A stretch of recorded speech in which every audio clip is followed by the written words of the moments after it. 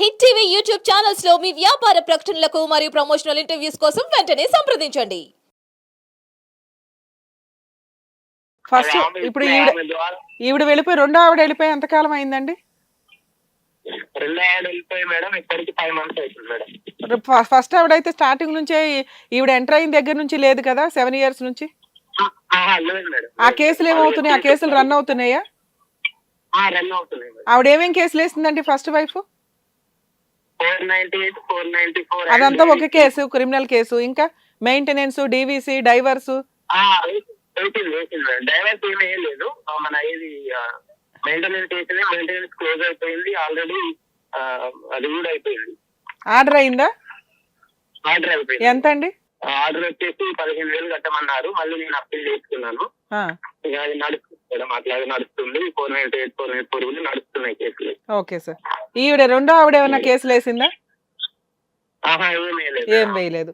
సరే, మరి first madam ఈవిడ ఏంటంటే నేను ఒక్కడిని కాదు మేడం. అంటే ఇంకా చెప్పుకోవడం నాకే సిగ్గుచేట అనిపిస్తుంది. తప్ప ఎందుకు చేశానా అని కుమిడి ఏడ్చాను కూడా. ఇవేంటంటే నా ఒక్కడితో కాదు మేడం, వాళ్ళకి సంబంధించిన భావాలు అనే వాళ్ళు ఉన్నారు. వాళ్ళతో అక్రమ సంబంధం పెడుతుంది. ఒక అతను రవి పటేల్ అనే వ్యక్తి, ప్రసాద్ వర్మ అనే వ్యక్తి సినిమా ఇండస్ట్రీలో ఉంటాడు. అతనితో ఇంకా చెప్పలేను మేడం. ఇవన్నీ పేర్లు ఎత్తుతే నన్ను అనుమానిస్తున్నాడు, చేస్తున్నాడు. నేను స్వయంగా చూశాను మేడం. ఆ బొల్లారంకి వచ్చేసి ఒకసారి మీరు బొల్లారం ఏరియాలో ఈ పలానా వ్యక్తి అనటం అలవాల మౌనిక అనే వ్యక్తి ఏంటి అనేది ఆమెకి కాల్ చేసి మాట్లాడిస్తాను మేడం. అక్కడికి వెళ్తే చెప్పులు చూపులతో కొట్టడానికి కూడా రెడీ ఉన్నారు మేడం. అట్లాంటి క్యారెక్టర్ మేడం ఆ అమ్మాయి. ఎందుకని? ఇప్పుడు ఆల్రెడీ ఏరియాలో ఏం మిస్టేక్ చేసింది? ఆవిడ ఆల్రెడీ ఇంట్లోనే ఉంటది, ఏ పని చేయదు అంటున్నావు. వీళ్ళంతా ఎలా పరిచయం ఆవిడకి? ఎలా వెళ్తుంది వాళ్ళ దగ్గరికి? ఈ ప్రసాద్ వర్మ అనే వ్యక్తి వాళ్ళకు కజిన్ బావ మేడం. కాదండి, ఇంట్లో 2 పిల్లలు ఉంటారు. మీరు పొద్దుట వెళ్తే సాయంత్రానికి వస్తారు జాబ్కి వెళ్ళి. ఆ 2 పిల్లలు చూసుకోవడానికే టైం సరిపోతుంది. వీళ్ళంతా ఎక్కడి నుంచి వస్తారు? ఈవిడ ఎలా బయటకు వెళ్తుంది అంటున్నా.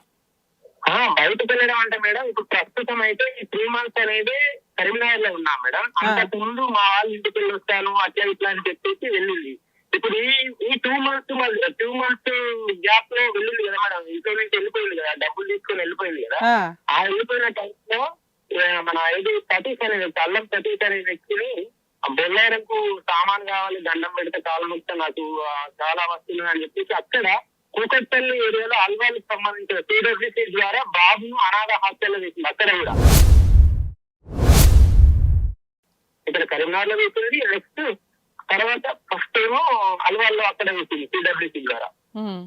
అనాథ హాస్టల్లో వేసి పాపను పట్టుకుంటూ అక్కడ వర్క్ చేసుకుంటూ ఇతను సతీష్ అనే వ్యక్తిని రప్పించుకుంటూ అతను నైట్ మొత్తం అక్కడ స్టే చేసి సామాను అది అన్ని తీసుకొచ్చి అక్కడ వెళ్తుకున్న దగ్గర నైట్ అంతా స్టే చేస్తూ తెల్లవారే ఆ ఇంటి ఓనర్ ఆమె అన్ని చూసి వెళ్ళగొట్టింది మేడం. వెళ్ళగొట్టితే వేరే రూమ్కి వెళ్ళింది. వాళ్ళు 4 రోజులు వాళ్ళు వెళ్ళగొట్టారు. నాకు ఇన్ఫర్మేషన్ వచ్చిన తర్వాత సిడబ్ల్యూసీ ద్వారా ఇట్లా నేను కనుక్కొని బాబు ఎక్కడున్నాడు ఏంటి అని కనుక్కుంటే సిడబ్ల్యూసీ సంగారెడ్డి వాళ్ళకి ఇన్ఫర్మేషన్ ఇస్తే కంప్లైంట్ చేస్తే వాళ్ళు పలానా దగ్గర ఉన్నారండి మీరు రండి అని చెప్పేసి అక్కడికి వెళ్ళిన తర్వాత ఇవన్నీ జరిగినాయి మేడం. ఇది సంగతి మేడం. సరే, ఇప్పుడు 5 months నుంచి ఆవిడ అక్కడ ఉంది.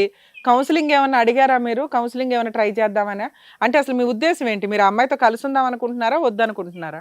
మేడం నేను ఏమంటున్నానంటే ఆమెకు అమ్మా నాన్న లేరు. నేను సిచ్యువేషన్ బాగాలేదు, బాబు 2 పిల్లలు ఉన్నారు కాబట్టి నేను కలిసి ఉందామని నేను చాలా సార్లు కౌన్సిలింగ్ ట్రై చేశాను మేడం. చాలా సార్లు వాళ్ళు కూడా పాపం సిడబ్ల్యూసీ ద్వారా ధనలక్ష్మి మేడం అనే వాళ్ళు కూడా సిడబ్ల్యూసీలోనే కౌన్సిలింగ్ ఇచ్చారు 2-3 సార్లు. ఇక్కడ కూడా రమా మేడం వాళ్ళు కూడా ఇక్కడ కూడా కౌన్సిలింగ్ ఇచ్చారు. ఆయన కూడా ఆమె నేను రాను ఎందుకంటే చాలా తప్పులు ఉన్నాయి కాబట్టి నేను రాను, నన్ను ఏమంటాడు ఏం చేస్తాడు అని చెప్పేసి లేనిపోయి అన్ని కళ్ళవల్లి కవర్లు చెప్తూ నా మీద అది చేస్తుంది మేడం. నేను ఇప్పటికి కూడా చాలా సార్లు ఏడ్చుకుంటూ కూడా కాళ్ళు కూడా మొక్కాను మేడం. మరి ఏమంటున్నా కాళ్ళు కూడా కాదు సార్, ఇక్కడ నాకు లాజిక్ అర్థం కావట్లేదు. 2 సార్లు పెళ్లి అయిన ఆవిడ, క్యారెక్టర్ లెస్ ఆవిడ, నాకొద్దు మర్రు అని ఆవిడ ఎదురు అంటుంది. యాక్చువల్గా మీరు అనాలి, నాకొద్దు తల్లి, నువ్వు నీలాంటి క్యారెక్టర్ నాకు అవసరం లేదు అని. ఇలాంటి ఆవిడ కోసం ఆవిడే నాకు వద్దు అంటుంటే ఇలాంటి ఆవిడ కోసం మీరు వెంపర్లాడటం ఏంటి?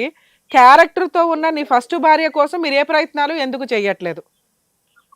నేను అటు కూడా ప్రయత్నం చేస్తున్నాను మేడం. బట్ ఏంటంటే ఇద్దరు పిల్లలు ఉన్నారు, ఇద్దరు పిల్లల్ని కూడా వదులుకోవడానికి రెడీ ఉంది. నేను అవును, మరి పిల్లల్ని అందుకని తెచ్చేసుకోవచ్చు కదా మీరు. పిల్లల్ని తెచ్చుకుంటా అంటే అది చూడండి మేడం, పిల్లలు కావాలంటే నన్ను వద్దు అంటున్నాడు అని అంటుంది. అరే మీరు అడుగుతున్నారు కదండి, మీరు అమ్మాయిని రమ్మంటున్నారు, ఆవిడే రానంటుంది. రానన్నప్పుడు పిల్లల్ని ఇచ్చేయండి అని సెకండ్ ఆప్షన్. రెండు ఎలా మిక్స్ అవుతాయి? అదే మేడం, నేను పిల్లల్ని కూడా కావాలని చెప్పాను. కావాలని అంటే ఆమె పిల్లల్ని నేను తీసుకొచ్చుకుంటే కూడా కంప్లైంట్ చేసింది. పీడబ్ల్యూసీ కానీ సిఐ గారికి, ఎస్ఐ గారికి కంప్లైంట్ చేసి మళ్ళీ ఇప్పుడు మీరే అంటున్నారు కదా సార్, పిల్లలు కావాలంటే ఇచ్చేస్తాను తీసేసుకో అంటుంది అని. తెచ్చేసుకోవచ్చు కదా. రెండు మాటలు మీరే మాట్లాడుతున్నారు.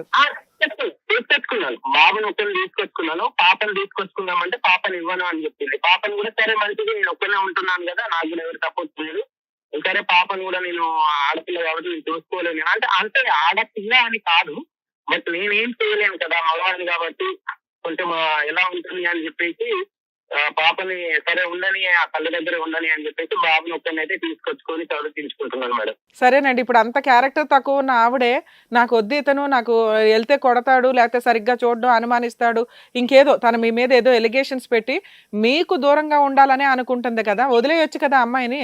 ఆవిడ కోసం మీరు ఏడుస్తూ బాధపడటం ఎందుకు? ఏంటి అనేది ఆలోచిస్తున్నాను. పిల్లల్ని పట్టుకొని బ్రతకమని నేను అదే చెప్తున్నాను. సరే నేను వద్దు అనుకుంటే గనక ఏదో ఒక దగ్గర ఉండు, ఆవిడ ఏదో ఒక దగ్గర ఉంది కదా, ఒక పిల్లని పెట్టుకొని ఉంది కదా, మీరు ఎందుకు టెన్షన్ పడుతున్నారు? ఉన్నది గవర్నమెంట్ హయాంలో, వాళ్ళు బాగానే చూసుకుంటారు ఉన్నంతలో. ఓన్లీ సాధారణ మాత్రం ఉంది మేడం. అందులో ఎన్నో రోజులు ఉండదు మేడం. మళ్ళీ అరే ఆవిడ అందులో ఎక్కడో అక్కడ సేఫ్ గా ఉంది. అక్కడ ఎక్కువ రోజులు లేకపోతే బయటికి వెళ్ళిపోయి ఎక్కడన్నా ఉండమనండి అని మీరే అంటున్నారు. ఆవిడ ఉంటే ఉంటది, లేకపోతే బయటికి వెళ్ళి వేరే చోట ఉంటది. అయితే మీకేంటి, ఆవిడ ఆవిడ బతకనివ్వచ్చు కదా. నాకు కావాలి కదా మేడం, ఆమె కావాలని చెప్పేసి నేను ప్రేమించాను కాబట్టి, ఆమెతో ప్రేమ లేదు కాబట్టి కానీ నేను ప్రేమించాను కాబట్టి, ఇన్ని రోజులు ఇన్ని సంవత్సరాలు నేను కలిసి ఉన్నాను, ఇద్దరు పిల్లల్ని కన్నాను కాబట్టి నేను ఆ కేసులైనా భరించుకుంటూ ఆమె కావాలి, పిల్లలు కావాలి, ఆమె కావాలి, అమ్మ నాన్న లేదు కదా, నేను కూడా అనాథలాగా నేను ఉండడం ఎందుకు, ఆమె ఉండడం ఎందుకు, వాళ్ళు ఎక్కడో ఉండడం. ఈ ప్రయత్నాలు మీరు సొంత భార్య దగ్గర ఎందుకు చెయ్యట్లేదు? ఈ ప్రయత్నాలు అక్కడ కూడా చేశాను మనం, కానీ వాళ్ళు అలా చేసే ప్రసక్తి లేదు. ఎందుకంటే వాళ్ళకి అన్ని తెలిసిపోయినాయి కాబట్టి, ఇద్దరు పిల్లలు ఉన్నారు అనే విషయాలు అన్ని తెలిసినాయి.